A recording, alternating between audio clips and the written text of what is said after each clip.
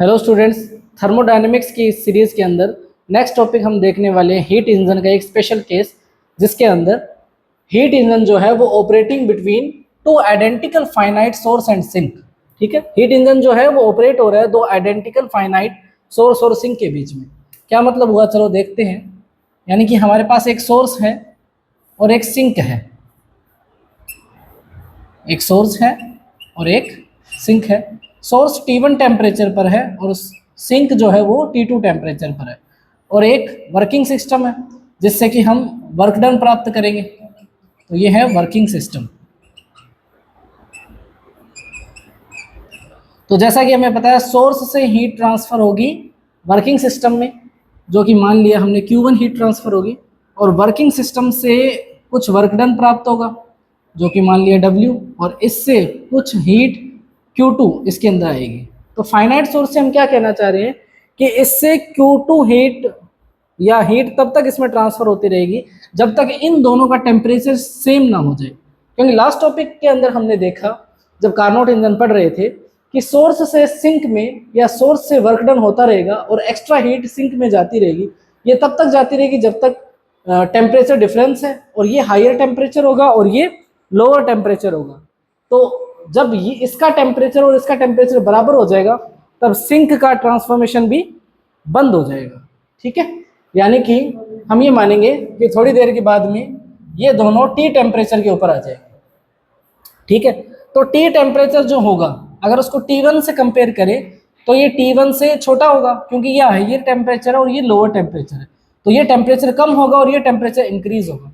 तो T जो है वो T1 से कम होगा और T जो है वो T2 से ज़्यादा होगा। ठीक है, तो इसके अंदर हम आगे समझेंगे इसमें कि ये जो टेम्परेचर है T, ठीक है, ये इन सब का कॉमन टेम्परेचर है।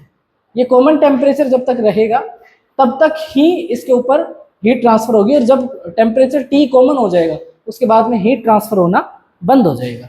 ठीक है, तो हम देखते हैं इसके अंदर इस इंजन की एफिशिएंसी क्या आएगी वो भी देखेंगे। इस टेम्परेचर T की वैल्यू क्या होगी, मतलब कब तक इसमें हीट ट्रांसफर होगा कि ये टेम्परेचर T कितना हो जाए। ठीक है, हम उसका भी रिलेशन देखेंगे।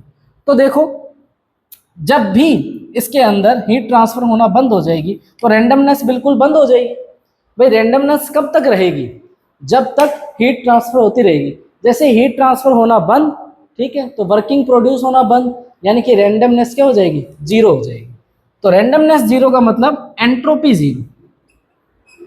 ठीक है, तो एंट्रोपी किस किस की जीरो, इसकी भी एंट्रोपी जीरो, वर्किंग सिस्टम की भी एंट्रोपी जीरो, और सिंक की भी एंट्रोपी जीरो। ठीक है, तो मैं लिख सकता हूं entropy due to source,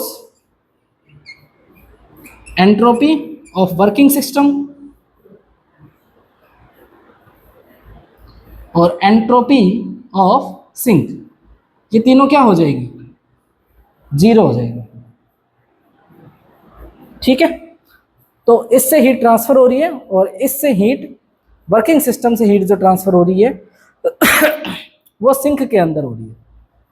अब इसके लिए अगर हम देखें तो यहाँ से हीट कितनी आएगी, dQ1, तो मैं लिखूंगा और dQ1 upon T plus work करना ये जीरो कर देगा।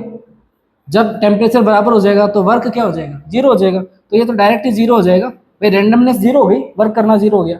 ठीक है, प्लस इसका क्या हो जाएगा, हीट कितनी जा रही है, Q2, तो dQ2 अपॉन T, ठीक है, इक्वल्स टू जीरो। ये क्यों लिखा, क्योंकि बाय थर्मोडायनेमिक्स सेकेंड लॉ हमें पता है डेल्टा एस इक्वल्स टू क्या होता है, delta Q upon delta T. ठीक है, अब हमें एक और रिलेशन पता है, वो क्या, कि C equals to D Q upon D T. C क्या है, हीट कैपेसिटी है, स्पेसिफिक हीट कैपेसिटी। ठीक है, तो यहां से मैं लिख सकता हूं C D t upon T plus C D t upon T. ठीक है, साथ में इसका इंटीग्रेशन भी कर देंगे, लेकिन ये टेम्परेचर T1 से T जा रहा है। ठीक है, ये सोर्स के लिए है, और सिंक के लिए क्या होगा, टेम्परेचर जाएगा T2 से T। इसमें T2 से T जाएगा और इसमें T1 से T जाएगा। तो इसको आगे सॉल्व करेंगे, तो यहाँ मैं C बाहर ले आऊंगा और ये क्या हो जाएगा, T1 से T dt upon T plus C T2 से T d t upon t equals to 0। इसका इंटीग्रेशन हो जाएगा log t, तो c ln t और इसकी लिमिट लग जाएगी t1 से t plus c ln t और इसकी लिमिट लग जाएगी t2 से t। ठीक है, तो ये c दोनों में कॉमन है, तो ये उधर जाके 0 हो जाएगा, तो ये बचेगा ln t upon t1 plus ln t upon t2 equals to 0। तो log a plus log b की प्रॉपर्टी लग जाएगी log a इंटू बी, तो ln t square upon t1 into t2 equals to 0। अब दोनों साइड एंटी लॉग लेंगे, तो t square upon t1 t2 equals to e to the power 0 और ये क्या हो जाएगा 1। तो यहाँ से t स्क्वायर की वैल्यू आई t1 इंटू t2, तो t equals to under root t1 into t2। तो ये वो कॉमन टेम्परेचर आ गया फाइनाइट सोर्स और फाइनाइट सिंक के लिए, जब तक ये सिस्टम ऑपरेट करता रहेगा, और इसके बाद के अंदर इसकी रैंडमनेस क्या हो जाएगी 0 हो जाएगी, यानी कि इसकी एंट्रोपी क्या हो जाएगी 0 हो जाएगी। तो ये काफ़ी इंटरेस्टिंग टॉपिक था, जिससे कि हमें ये सारी बातें समझ में आई। अभी इसी का एक सेकंड पार्ट और देखेंगे हम, जिसके अंदर देखेंगे कि कितना वर्क डन हमें मिला, या टोटल कितनी हीट एब्जॉर्ब हुई वर्किंग सिस्टम के अंदर। ठीक है, मतलब अगर मैं ये कहूँ कि कितनी हीट एब्जॉर्ब हुई, तो इसी बात को ऐसे कह सकते हैं कि कितना वर्क डन हुआ, दोनों एक ही बात है। तो नेक्स्ट हम वो देखेंगे।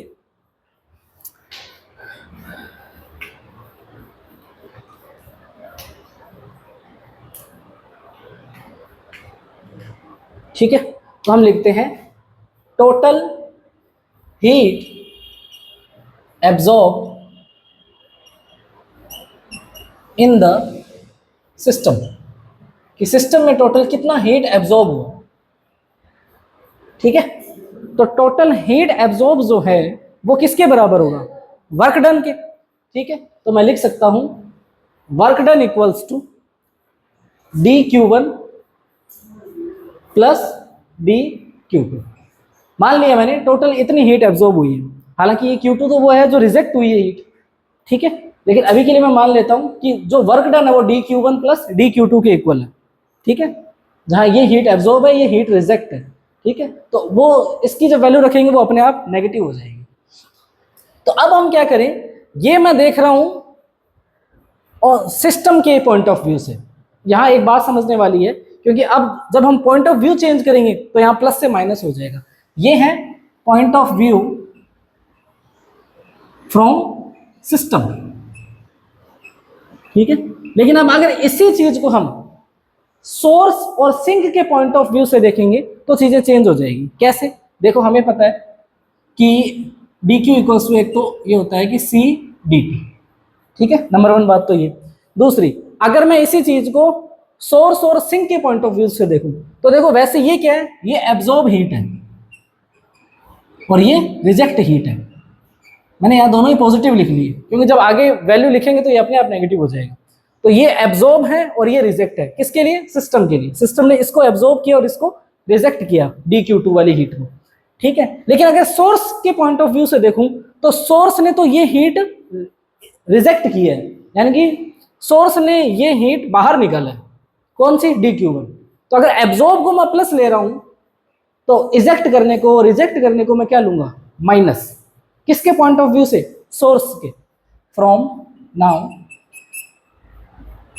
From point of view of source and sink, क्योंकि मेरे को अल्टीमेटली निकालना क्या है, टोटल हीट एब्जॉर्ब या टोटल वर्क डन, कि कितना वर्क डन हुआ, जितनी मैंने हीट ट्रांसफर की।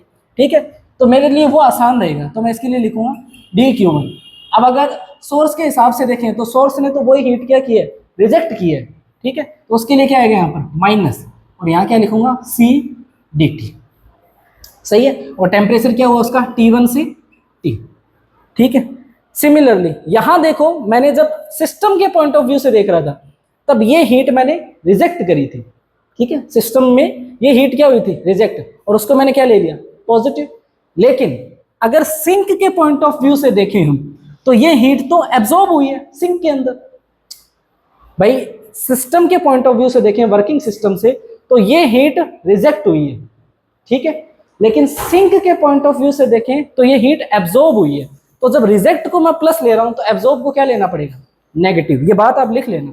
तो फिर मैं क्या लिखूंगा माइनस सी डी टी, और इंटीग्रेशन लगा के टेम्परेचर क्या हुआ इसका T2 से T, तो T2 से T।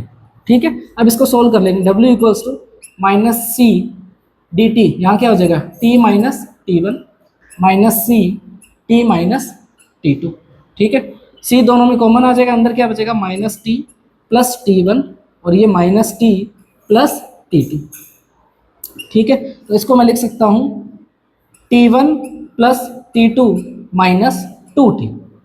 ठीक है, T की अभी वैल्यू हमने निकाली है, T की वैल्यू होती है under root T1 into T2।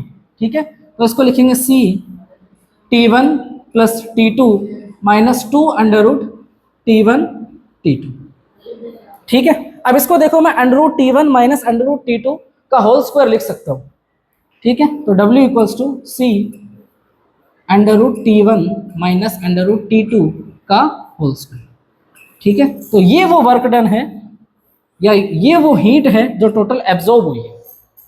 I hope आपको समझ में आया होगा। ठीक है, ये सब किसके लिए, ये स्पेशल केस है finite identical finite source and sink, तो ये उसका वर्क डन आया है। ठीक है, तो नेक्स्ट इसी में अगर हम आगे देखें,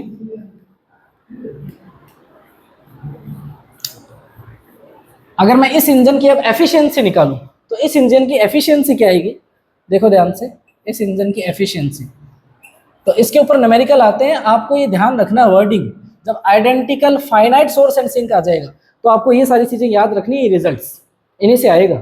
ठीक है, अगर आप कार्नोट इंजन वगैरह लगा दोगे तो नहीं होगा आंसर उसका। ठीक है भाई, तो एफिशिएंसी क्या होगी, कितना वर्क डन हुआ और कितनी हीट ट्रांसफर हुई, ये किया था हमने। ठीक है, तो यहाँ मैं लिख सकता हूँ W अपॉन Q1 की जगह मैं क्या लिख सकता हूँ C और DT, तो फाइनल टेम्परेचर इसमें लिख सकता हूँ मैं T1 माइनस T, ये DT में चेंज हुआ। ठीक है, पहले T1 था, बाद में क्या हुआ T हुआ। अब देखो ईटा इक्वल्स टू, मैं यहाँ लिख सकता हूँ W के वैल्यू ऊपर से यहाँ से C under root T1 minus under root T2 का होल स्क्वायर। ठीक है, upon C T1 minus T की जगह मैं क्या लिख सकता हूँ, अभी हमने वैल्यू निकाली अंडर रूट T1 और T2। ठीक है, देखो C से C कैंसिल, तो ईटा की वैल्यू क्या आएगी under root T1 minus under root T2 का होल स्क्वायर, T2 का होल स्क्वायर अपॉन, यहाँ से देखो अंडर रूट T1 कॉमन ले लेंगे, तो अंडर रूट T1 कॉमन लिया तो अंदर क्या बचा, यहाँ T1 था तो अब बचेगा अंडर रूट T1 माइनस यहाँ अंडर रूट T2। ठीक है, तो ये एक under root T1 minus T2 से एक कैंसिल हो जाएगा, तो एफिशिएंसी आएगी under root T1 minus under root T2 upon under root T1, या फिर एफिशिएंसी क्या आएगी 1 minus under root T2 upon T1। ठीक है, ये डायरेक्ट रिजल्ट भी पूछ सकता है, मोस्ट इंपॉर्टेंट है, और इसके ऊपर न्यूमेरिकल भी आ सकते हैं। तो यहाँ हमने देखा आइडेंटिकल फाइनाइट सोर्स और सिंक के लिए जब उनका कॉमन टेम्परेचर क्या हो जाए T हो जाए, T1 से घटकर T हो जाए और T2 से बढ़कर T हो जाए, तब उसके उस इंजन की एफिशिएंसी क्या आएगी 1 minus under root T2 upon T1। काफ़ी इंपॉर्टेंट रिजल्ट है, इसको ध्यान में रखिएगा अपने एग्जाम में जाते वक्त। ठीक है, तो बाकी ऐसे ही मैं और टॉपिक लेके आता रहूँगा, तो आप वीडियोज़ को लाइक कर दीजिए और अपने फ्रेंड्स के साथ शेयर कर दीजिए। मिलते हैं नेक्स्ट वीडियो में, थैंक यू।